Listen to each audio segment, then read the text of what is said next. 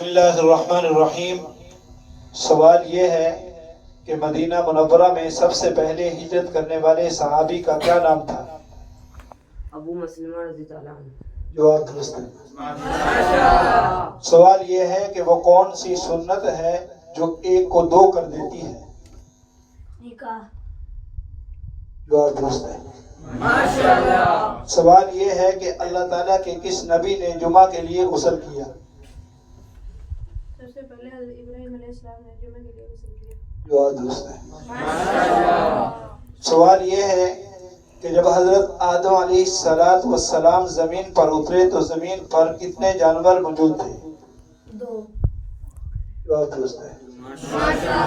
سوال یہ ہے کہ لا الہ الا اللہ سب سے پہلے کس نبی نے کہا تھا؟ حضرت نوح علیہ السلام۔ جواب درست ہے۔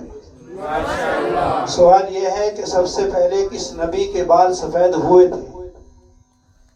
حضرت ابراہیم علیہ السلام۔ جواب درست ہے۔ سوال یہ ہے کہ وہ کون سا ایک لفظ ہے جو پڑھنے سے ہر گناہ معاف ہو جاتا ہے؟